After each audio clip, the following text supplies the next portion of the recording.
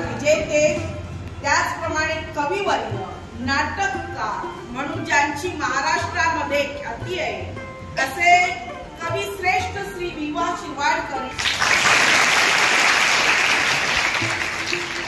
आणि मान्यवरांना आसनस्थ होण्याची विनंती.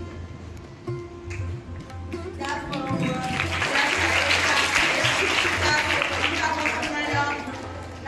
मॅडम, रचना साठे मॅडम यांनी सुद्धा आसन ग्रहण करावं अशी रंगनाथ शिरवाडकरांची आपत्ती. परंतु त्यांचे जे काका होते त्या काकांना मुलगा नव्हता आणि म्हणून त्यांनी आपल्या भावाचा हा मुलगा कोण गजानन याला दत्तक म्हणून घेतले. आता ज्या वेळेला दत्तक विधी साजरा होतो त्यावेळेला ज्यांनी त्या मुलाला दत्तक घेतलेला आहे तो त्या मुलाचं त्याच्या आवडीनुसार नावही ठेवतो, म्हणजे नाव बदलतो. त्यामुळे यांचं गजानन जे नाव होतं ते बदलून काकांनी नाव ठेवलं विष्णू. काकांचं नाव होतं वामन, त्यामुळे विष्णू वामन. म्हणजे यांचं पूर्वीचं जे नाव होतं गजानन रंगनाथ ते बदललं आणि नाव काय आलं विष्णू वामन.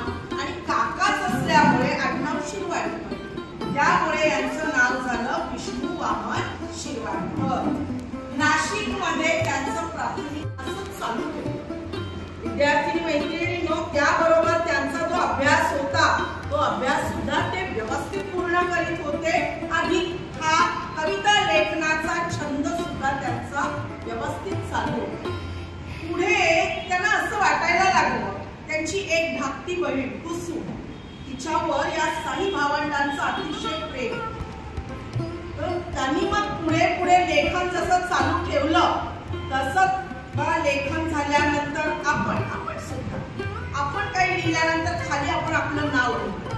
त्याप्रमाणे लेखक, कवी, कवयित्री जे कोणी होते ते सुद्धा लिखाण झाल्यानंतर त्यांचं नाव लिहायचं. तर याने ठरवलं की मी माझं नाव न लिहिता माझं प्रेम जास्त कुणावर आहे, माझ्या बहिणीवर.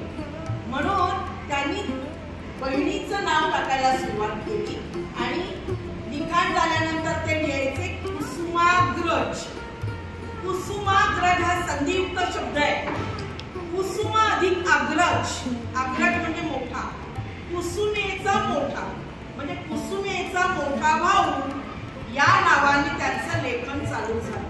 आणि त्याचमुळे तुम्ही जर इथे पाहिलं किंवा कुठेही त्यांचा फोटो पाहिला तरी वि.वा. शिरवाडकर आणि खाली कुसुमाग्रज असं नाव लिहिलेलं पाहायला मिळतं. विद्यार्थी मैत्रिणींनो, यांचा जास्तीत जास्त उल्लेख करण्याचं कारण हे की त्यांनी एकापेक्षा एक सुंदर कविता लिहिली. त्यांचे कविता संग्रह इतके प्रसिद्ध झाले आणि इतके लिहिले त्यांनी की आपल्या महाराष्ट्रातील लोकांनी त्यांना उचलून घेतले. जवळजवळ 4 दशके, जवळ 4 वर्षे असं जे लिखाण त्या लिखाणामध्ये त्यांनी विविध ठेवली. त्यामुळे पुढील पिढी वाचन करेल.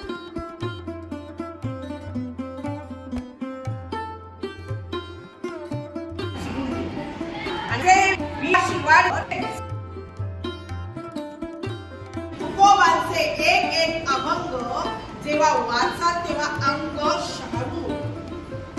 तर अशी मराठी फुलवणारे आपले संत महंत आहेतच, परंतु आपल्या या मातृभूमीवर जन्माला आलेले लेखक तुम्हाला सगळ्यांना माहिती आहे. आपण मराठी भाषा शिकतो, पाठ जेव्हा वाचतो त्यावेळेला पाठाच्या प्रस्तावनेमध्ये त्या लेखकाचं नाव दिलेलं असतं. त्यांची सुद्धा ओळख आपल्याला असणं गरजेचं आहे. कोण होऊन गेले नाही. पु. ल. देशपांडे ज्यांनी मराठी फुलवली,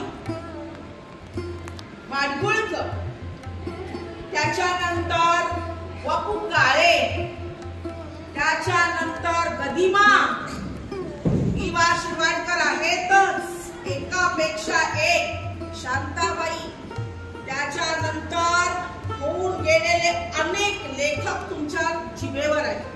या सगळ्या लेखकांनी आणि कवींनी मराठी भाषा फुलवलेली आहे.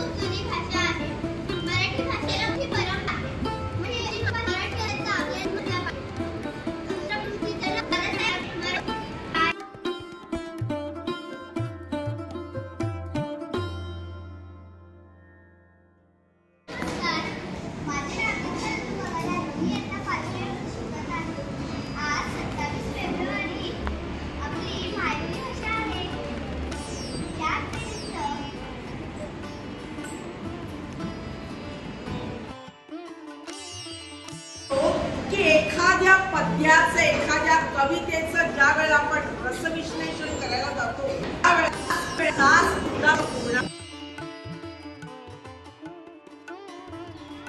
आज मराठी भाषा गौरव दिन म्हणजेच वि.वा. शिरवाडकर यांचा जन्मदिवस. तो आपण मराठी राजभाषा गौरव दिन म्हणून साजरा करतो. त्यांची एक प्रसिद्ध कविता आहे कणा, ती मी इथे म्हणून दाखवत आहे.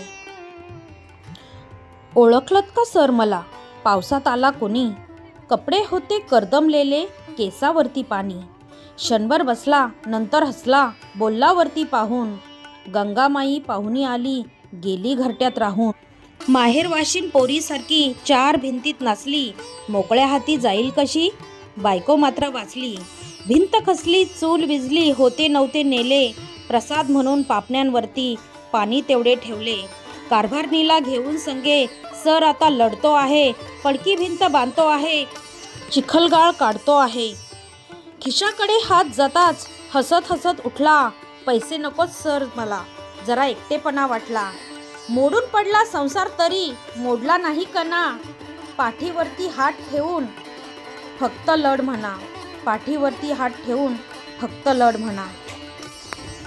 धन्यवाद.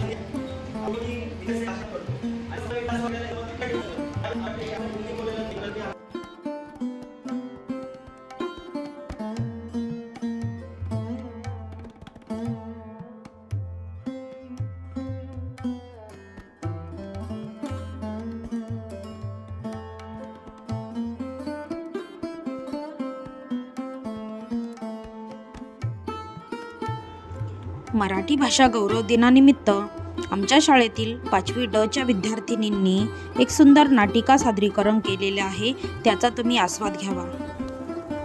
नाटिकेला मार्गदर्शन राठोड मॅडम यांनी केलेलं आहे।